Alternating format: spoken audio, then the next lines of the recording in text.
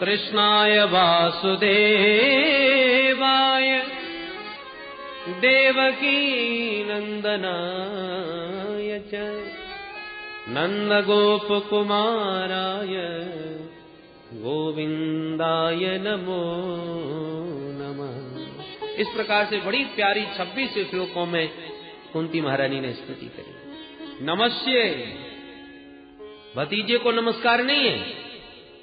पुरुषम त्वाद्यम ईश्वरम प्रकृते परम, त्रिगुणात्मक प्रकृति से परे उस परम पुरुष आदि पुरुष भगवान नारायण को मैं प्रणाम कर रही हूं।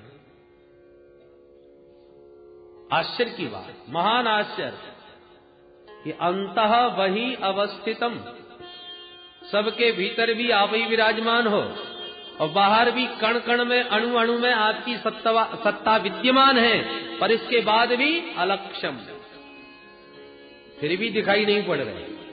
भीतर बाहर सर्वत्र आपकी सत्ता है, फिर भी दृष्टिगोचर नहीं हो रहे। क्यों दिखाई नहीं पड़ रहे?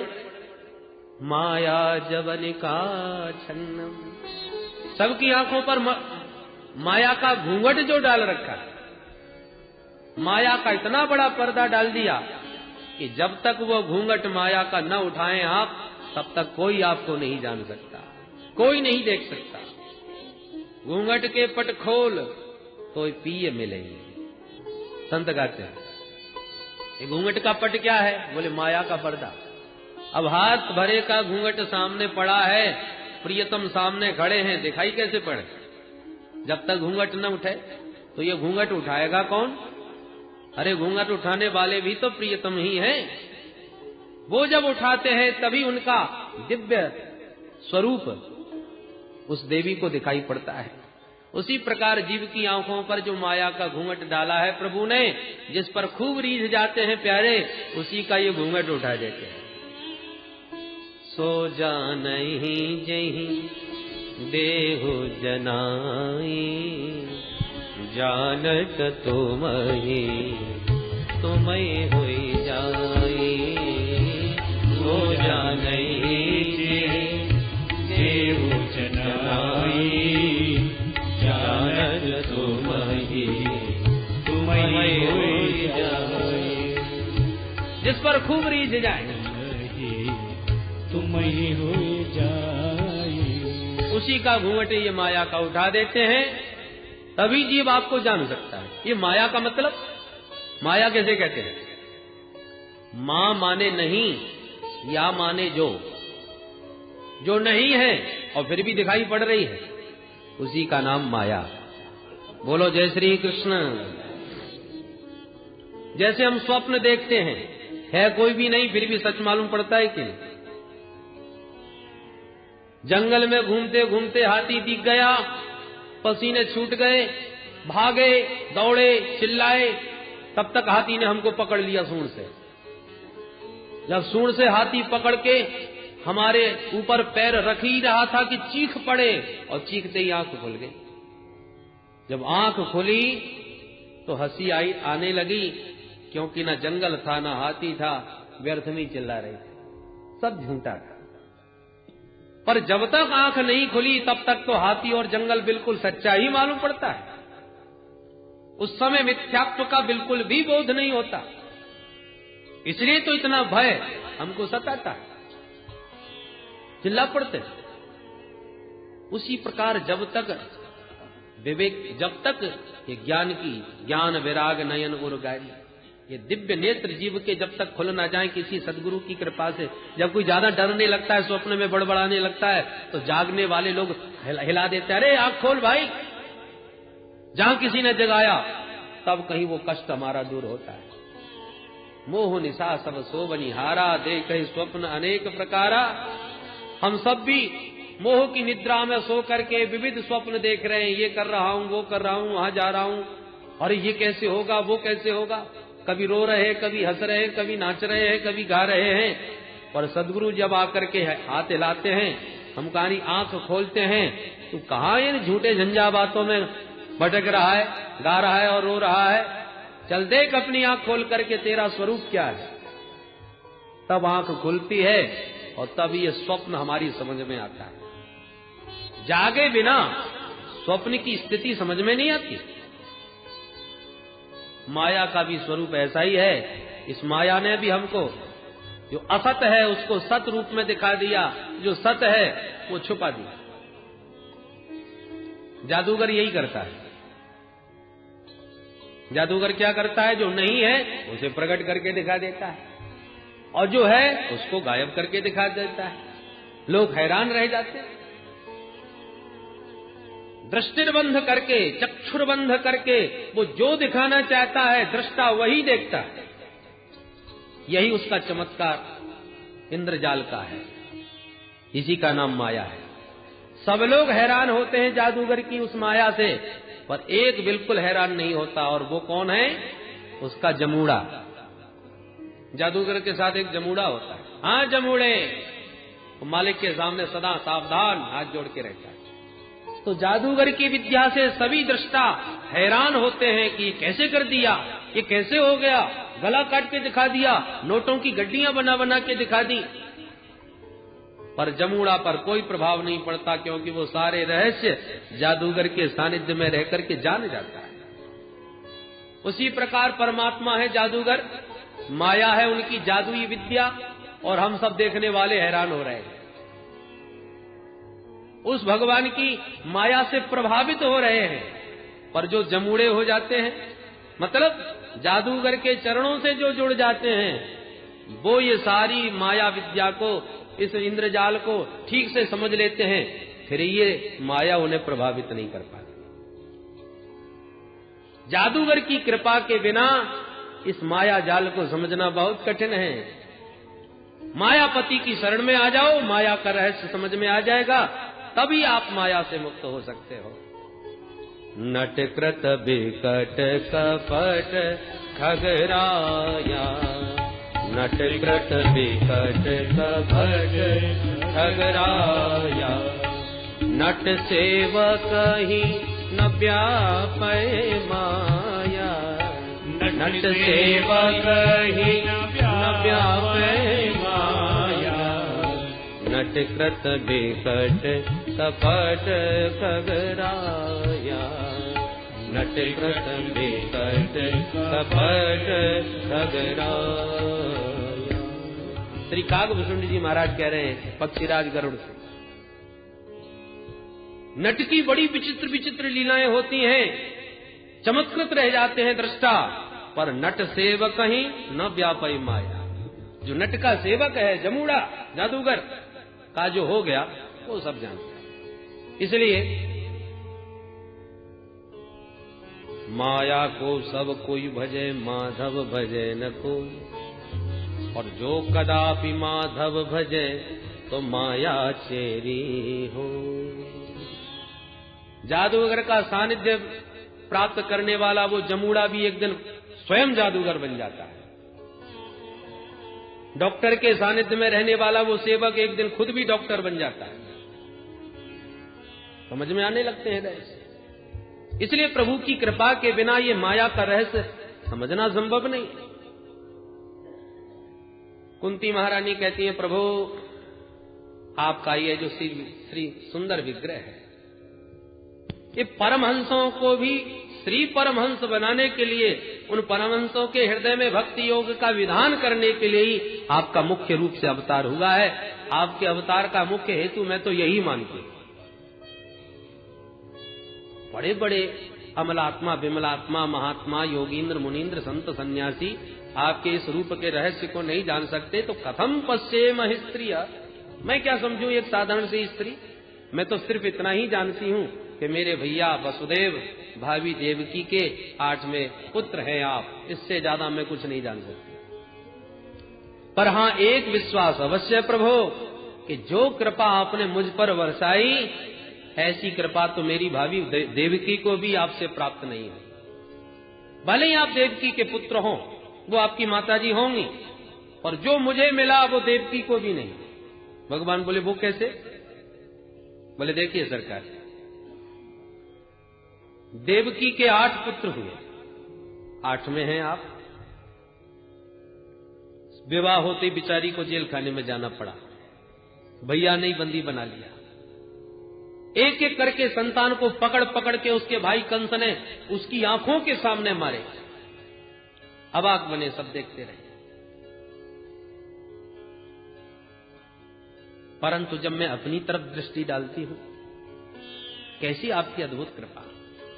पति वंचिता विधवा, मैं अकेली अनाथ, मेरे 5-5 बच्चे, शत्रु कोई बाहर नहीं, घर में ही घुसे बैठे हैं। समझ नहीं आता कौन मित्र है कौन शत्रु है। प्रतिक्षण आक्रमण, प्रतिक्षण षड्यंत्र, और उन षड्यंत्रों के जाल में मेरे 4-5 बच्चे, मैं हर क्षण बंधे हुए थे। कितने कितने षड्यंत्र नहीं रचाए गए, पर कितनी बार आपने हमारी रक्षा की। 1-2 बार नहीं मारा। कहां तक गिनाऊं, कब तक गिनाऊं। विषान महाग्ने पुरुषादर्शनात् असत्सभाया वनवास कृच्छ्रत मृधे मृधे नेक महारथास्त्रतो द्रोण्यस्य तश्चास्म हरे विरक्षिता। मेरे पुत्र भीम को विष के लड्डू खिला दिए, मारने के लिए जहर के लड्डू खिलाए थे, परंतु जब मुझे वापस मिला मेरा बेटा 10,000 हाथियों का बल प्राप्त करके लौटा। जो विष मारक था वो तारक बन गया, बल प्रदाता बन गया।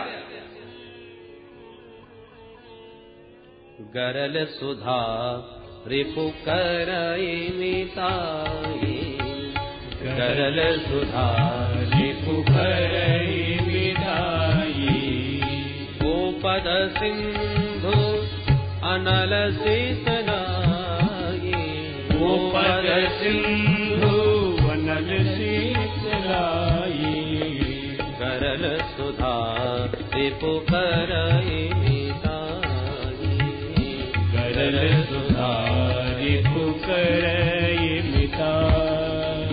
इसके ऊपर गोविंद की कृपा हो, उसके लिए गरल भी सुधा बन जाता है, विष भी अमृत तुल्य हो जाता है, शत्रु भी उसका मित्र बन जाता है, अग्नि उसके लिए शीतल हो जाती है, भयंकर विशाल सागर उसके लिए गोखुर के समान हो जाता है। मैंने प्रत्यक्ष देखा प्रभु कि जो विष मारने के लिए खिलाया था वो शक्ति प्रदाता बन गया। लाक्षा भवन की आग से कौन बचने वाला था, पर आपकी कृपा से कुछ भी तो नहीं बिगड़ा। उन ज्वालाओं को हमने अपनी आंखों से देखा, पर आपकी कृपा से बच गए। हिडम्बासुर, जटासुर जैसे भयंकर असुरों से वन वन में हमने बहुत कष्ट भोगे, पर सबसे आप बचाते रहे। अरे ये संकट तो जीवन में यदा कदा आते थे, पर जब महाभारत युद्ध छिड़ गया तब तो मेरे 5 बालकों के चारों ओर काल ही काल था। जिन पितामह भीष्म ने बच्चों को अंगुली पकड़ के चलना सिखाया, वो शत्रु बने सामने खड़े थे। जिन द्रोणाचार्य जी ने धनुष पर बाण चलाना सिखाया, वो स्वयं शत्रु दल में खड़े थे। स्वप्न में भी कोई कल्पना कर सकता था कि मेरे बच्चों को इन इच्छा मृत्यु के वरदानी भीष्म से कोई बचा पाएगा? कितने कितने अनेक महारथी, एक नहीं, मृधे मृधे नेक महारथास्त्र, तो अनेक महारथी सब खड़े थे। कल्पना नहीं थी कि कैसे बचेंगे, पर वाह प्रभु आपकी कृपा, एक को भी आंच नहीं आने दी। 5 के 5 सुरक्षित हैं। भगवान बोले बुआ ये तो आपकी भावना है, ये सबका सब श्रेय तुम मुझे क्यों दे रहे हो? क्या तुम्हें नहीं मालूम महाभारत में मैंने तो अस्त्र भी नहीं उठाया, मैंने क्या किया? अरे तुम्हारे पुत्र इतने पराक्रमी, इतने पुरुषार्थी हैं कि बड़े बड़े संकट इनसे आकर के स्वयं टकरा करके चल लौट जाते हैं, पर तुम सबका सब श्रेय मुझे दे रही हो। कुंती महारानी कहती है प्रभु आप करते हुए भले ही न दिखाई पड़ो, पर करते सब आप ही हो। और भगवान ने अर्जुन से भी संकेत दिया कि तुझे निमित्त बनना है, मार तो सब मैंने दिए, कर्म तो तुम्ही को करना पड़ेगा इस कुरुक्षेत्र में, बाकी करने कराने वाला तो सब मैं ही। क्या होना है, क्या होगा वो मुझे मालूम है, मैं करूंगा, पर करते हुए तुम दिखोगे, क्योंकि कर्म तुम ही को करना है। सुग्रीव से भगवान ने स्पष्ट कहा, सुन सुग्रीव मैं मारे हूं बाली एक ही बाण, एक बाण से मैं मारूंगा बाली को। और फिर भी कहते सुग्रीव जाओ लड़ने के लिए। अरे जब आपको मारना है तो हमें क्यों पिटवाने भेज रहे हैं? भगवान बोले नहीं, लड़ना तुम्ही को पड़ेगा, तुम लड़ो, मारूंगा मैं। इसलिए जीव को कर्म तो अपनी पूरी निष्ठा के साथ करना चाहिए, कर्मण्ये वाधिकारस्ते, परंतु होगा क्या वो परमात्मा करने वाले।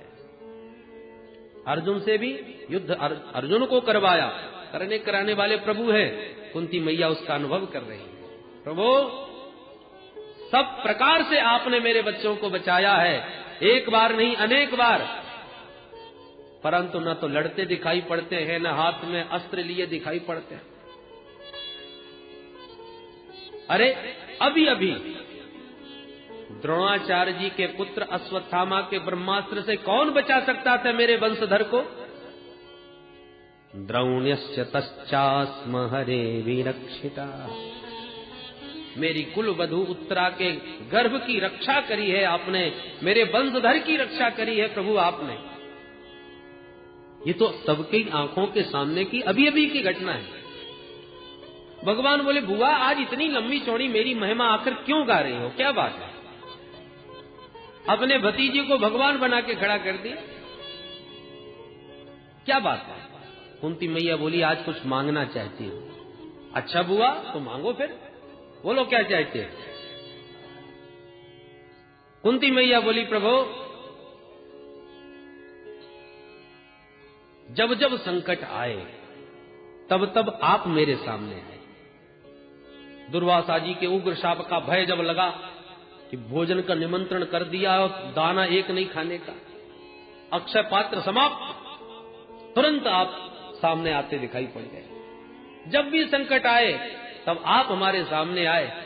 आज सारे संकट भाग गए, मेरा पुत्र चक्रवर्ती सम्राट के पद पर विभूषित हो रहा है, दुखों के बादल हट गए हैं, और जहां सुख साम्राज्य आया सोई आप हाथ जोड़ के बोले बुआ चलता हूं। तो प्रभु मैं तो यही वरदान मांगूंगी कि यदि विपत्ति काल में ही आप हमारे पास रहते हो और सुख समृद्धि आते ही हमको छोड़ के चले जाते हो, तो मैं वरदान मांगना चाहती हूं कि जीवन भर इस कुंती के जीवन में संकटों के बादल हमेशा छाए रहे, मेरे जीवन में कभी विपत्ति का अंत न हो। विपदः सन्तु नः सस्वत् तत्र तत्र जगद्गुरो भवतो दर्शनं यस्यात् अपुनर्भव दर्शनम्। विपदः सन्तु नः सस्वत्, जब तक जीवन है तब तक ये विपत्ति निरंतर इसी प्रकार आती रहे जैसी आती रही थी। भगवान बोले जय हो बुआ जी, कितने वर्षों तक विपत्ति का कष्ट भोगा, लोग विपत्ति के नाम से कांपते हैं और आप विपत्ति का वर चाहती हैं। कुंती मैया कहती हैं भवतो दर्शनम यस्या, उस विपत्ति में ही तो बार बार आपके दर्शन मिलते हैं, और केवल आपके ही दर्शन नहीं मिलते, अपुनर्भव दर्शनम, जिसको आपके दर्शन मिल गए उसे फिर बार बार भव दर्शन नहीं होता। अथवा अपुनर्भवानाम जीवन मुक्तानाम दर्शनम, अपुनर्भव दर्शनम, जहां भी प्रभु पधारते हैं जीवन मुक्त संत भी उनके पीछे पीछे भागते हैं। बड़े बड़े सिद्ध कोटि के संत देवता भगवान के दर्शन के लिए आगे पीछे दौड़ते रहते हैं। तो जब भगवान इंद्रप्रस्थ में पांडवों के पास आ जाते हैं तो आए दिन आज फलाने संत आ रहे हैं, आज अमुक संत आ रहे हैं, एक से एक सिद्ध कोटि के संत भगवान से मिलने के बहाने आया करते हैं। तो कुंती मैया कहती हैं आपके ही दर्शन नहीं होते, भवतो दर्शनम यस्यात् अपुनर्भव दर्शनम। अपुनर्भव नाम जीवन मुक्तों का, जो दोबारा संसार में लौट के आने वाले नहीं है। अपुनर्भवानाम जीवन मुक्तानाम दर्शनम, उन सिद्ध कोटि के संतों का भी आपके साथ साथ दर्शन होता रहता है। इसलिए चाहती हूं कि विपत्ति बनी रहे ताकि बिहारी जी भी बने रहे और बड़े बड़े सिद्ध कोटि के संत भी यहां पर पधारते रहे। क्योंकि नमो अकिंचन वित्ताय त्वाम अकिंचन गोचरम। आप तो अकिंचनों के ही परम धन हो, जो धन संपदा में ही अपना सब कुछ मान बैठते हैं, उसमें मिथ्याभिमान कर लेते हैं, उनसे तो आप दूर हो जाते हैं। याद आता है वो क्षण प्रभु जब मैया के माट मटका फोड़ दिए थे आपने, तो मैया ने कान पकड़ के बांध दिया था आपको उकल से, तो कैसे आंसू, आंखें मीड़ मीड़ के आंसू बहा करके रो रहे थे। वो दृश्य जब मेरे चिंतन में आता है तो मैं सोचती हूं क्या यही वो नारायण है जिसकी टेढ़ी भ्रकुटी होने पर स्वयं काल भी कांप जाता है। यद विभेति स्वयं भयम, मूर्तिमान भय भी जिससे भयाक्रांत रहता है, वो भगवान देव को उकल में बंधा हुआ रो रहा है। कौन कल्पना कर लेगा कि ये वही परम तत्व है। गोप्या ददे स्वयं कृता गसिदाम तावत याते दशाश्रुकलिलांजन संभ्रमाक्षम वक्त्रम निनीय भय भावनया स्थितस्य तामां विमोहयति वीरपि यद बिभेति। तामां विमोहयति, वो छटा, वो दृश्य मेरे मन को मोहित कर देता है। ये कैसा भगवान है जो उखल में बंधा हुआ रो रहा है। अरे परमात्मा के तो दृष्टि मात्र से बंधन खुल जाते हैं संसार के, और वो परमात्मा खुद बंधा हुआ है। संकल्प से संसार बन जाता है, वो आज आंखों में आंसू बहा करके रो रहा है। सामाम विमोहयति, वो दृश्य मेरे मन को मोहित कर देते हैं, मैं व्यामोहित हो जाती हूं। बस प्रभु अब एक ही प्रार्थना है, स्नेह पासमिमं छिंदी दृढ़म पांडु सुवृष्णसु। मेरा मन जो पांडवों में थोड़ा चिपका हुआ है, मेरी आसक्ति, माताओं की आसक्ति दो जगह होती है, एक तो बच्चों में और एक मायके में। वृद्धावस्था भी आ जाए तब भी माताओं को मायके का मोह नहीं जाता, तो कुंती मैया दोनों की रस्सी काटना चाहती है। स्नेह पास मिमम छिंदी दृढ़म पांडुसु वृष्णसु, मेरा जो स्नेह पास पांडवों में बंधा हुआ है और वृष्णवंशियों में, माने यदुवंशियों में जहां मैं पैदा हुई, वसुदेवादिक भाइयों के प्रति, ये दोनों रस्सियों को आप काट डालो और आप अपने चरण कमलों में मेरे चित्त को लगा लो। स्नेह पास आपके अतिरिक्त कहीं मेरा बंधा ना हो, सब जगह की डोरी काट दो, सबकी ममता ताग बटोरी। कुंती मैया ने जब ये दिव्य भावना प्रकट करी तो भगवान गदगद हो गए, प्रसन्न हो गए और बोले, बुआ यदि इतना आपका प्रेम है तो अब हम द्वारका जाते ही नहीं। और भगवान ने तुरंत द्वारका की यात्रा स्थगित करी, कुंती बुआ के साथ उनके भवन में प्रविष्ट हो गए। बोल दीन बंधु भगवान की, भक्त वत्सल भगवान की। कुंती मैया ने ऐसी चीज मांगी जो भगवान के पास थी नहीं। क्या मांगा? बोले दुख। और भगवान जो आनंद सिंधु सुख राशि है, वो दुख कहां से देंगे? अरे वस्तु वही दी जाती है जो आपके पास होवे। जो साक्षात सच्चिदानंद है वो दुख देना भी चाहे तो कहां से दे पाएगा? उसके खजाने में है ही नहीं। और जो दुख रूप संसार है उससे तुम जीवन भर सुख मांगते रहो, वो कहां दे पाएगा? क्योंकि दुख रूप संसार में सुख है ही नहीं। दुखालयम शाश्वतम। जब भगवान को लगा कि बुआ ने मांगा दुख और मैं दे नहीं पाया, देना संभव नहीं, इसलिए भगवान ने अपने आप को ही दे दिया कि बुआ हम आपके साथ ही चलते हैं। पांडवों में आनंद की लहर छा गई। चलो चलते चलते प्रभु को बुआ के प्रेम ने रोक लिया, भवन में आए। पर एक दिन प्रभु ने देखा कि श्री युधिष्ठिर जी महाराज, धर्मराज थोड़े से चिंतित बैठे हैं, बहुत परेशान दिखाई पड़ते हैं। प्रभु आए, क्या बात है भैया? समस्त शत्रुओं का पराभव करके आज सम्राट की पदवी को विभूषित कर रहे हो, फिर भी मुंह लटकाए बैठे हो। युधिष्ठिर जी महाराज भी व्यामोहित हो उठे। हे प्रभु जरा बताओ, जिन महापुरुषों की अंगुली पकड़ के चलना सीखा, जिनकी गोदी में खेले, जिनको हमेशा दंडवत प्रणाम किया, मैंने उन्हीं सबको समाप्त करके इस गद्दी को पाया है। हमारे कितने स्नेही जन थे, प्रेमी जन थे, उन सबको मार करके उनकी स्त्रियों का सिंदूर हमने समाप्त कर दिया। जब वो विधवा स्त्रियां मेरी आंखों के सामने आती हैं तो मेरा चित्त व्यथित हो जाता है कि इस गद्दी के लिए मैंने उनका सुहाग समाप्त कर दिया। वो ग्रसित हो गए, भगवान समझाने लगे विविध भांत, पर युधिष्ठिर जी की समझ में बात आती नहीं, क्योंकि युधिष्ठिर जी श्री द्वारकाधीश प्रभु को अपना छोटा भैया मानते हैं, वात्सल्य भाव रखते हैं, अनुज की भावना है। और उपदेश तब प्रभावित होता है जब उपदेशक के प्रति गुरुत्व की भावना हो। यही प्रवचन कोई सफेद दाढ़ी वाला बोले तो ज्यादा समझ में आएगा। भगवान समझ गए इनको किसी बुजुर्ग के पास ले जाना चाहिए। भगवान बोले तो चलो पितामह भीष्म से मिलने चलते हैं। समस्त पांडव परिकर को लेकर प्रभु पधारे। पितामह भीष्म सरसैया पर शयन कर रहे हैं, बाणों की सैया पर लेटे हैं। जैसे ही पांडवों ने आकर के प्रणाम किया, नेत्र खोल करके देखा, शरीर का हिलना डुलना भी संभव नहीं, असह्य पीड़ा। सामने अर्जुन दिखाई पड़ गए। अरे अर्जुन, तुम्हारा सारथी नहीं आया क्या? प्रभु तुरंत सन्मुख आ गया। दादाजी मुझे याद किया क्या? अच्छा तो आप आए हो, फिर छुप करके क्यों खड़े हो, तनिक सामने आओ।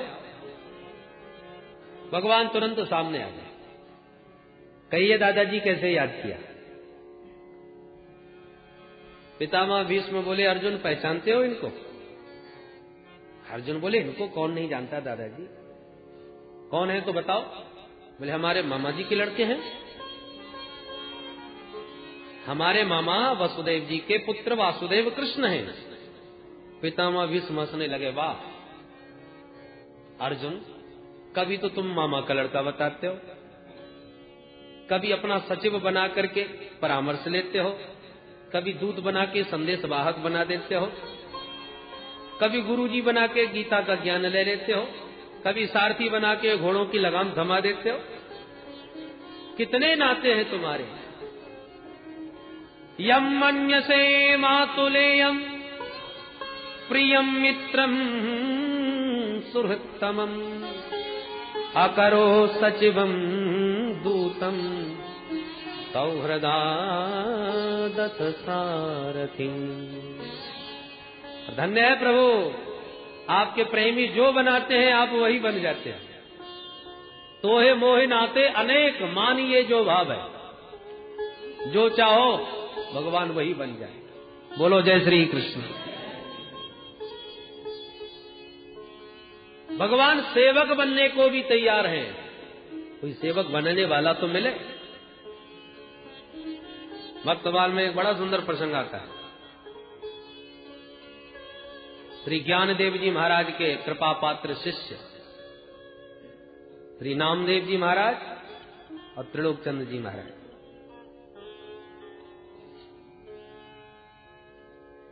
एक बार त्रिलोकचंद्र जी ने पूछा गुरुजी से कि गुरुदेव, हम घर गृहस्थी वाले लोग हैं, बहुत सारा व्यापार है, कुछ ऐसी कृपा कीजिए, ऐसा उपदेश दीजिए कि घर बैठे ही हमें परमात्मा का दर्शन मिल जाए।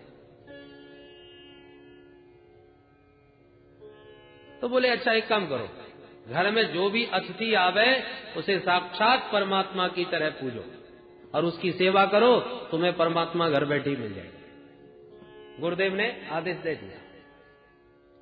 तो दोनों दंपति, संतान थी नहीं, तो घर बैठे ही जो संत आवे, अतिथि आवे, उसे भगवत भावना से पूजते थे। सेवा होने लगी और साधु सेवा जब खूब होने लगती है तो साधुओं का आना जाना भी खूब बढ़ जाता है। साधुओं की संख्या उत्तरोत्तर बढ़ने लगी, पर दोनों दंपति दिव्य भाव से सेवा करने लगे। सनई सनई शरीर वृद्धावस्था की ओर आया। एक दिन पत्नी ने कहा, देवी ने कहा, भगवान संतों की सेवा में सुख तो बहुत मिलता है, परंतु अब शरीर जर्जरित हो गया है, कोई सेवक मिल जाए सहयोग के लिए तो बड़ी कृपा होगी। साधु सेवा चलती रहे पर किसी सेवक का सहयोग मिल जाता। सेठ जी बोले, हाँ हाँ देखेंगे, कोई उचित कोई अच्छा व्यक्ति मिला तो रख लेंगे। शाम को चर्चा हुई और प्रातःकाल जैसे सेठ जी घूमने के लिए निकले, ठाकुर जी ने लीला करी और नन्हे से 10-11 वर्ष के बालक बन के आ गए। सेठ जी जय श्री कृष्ण,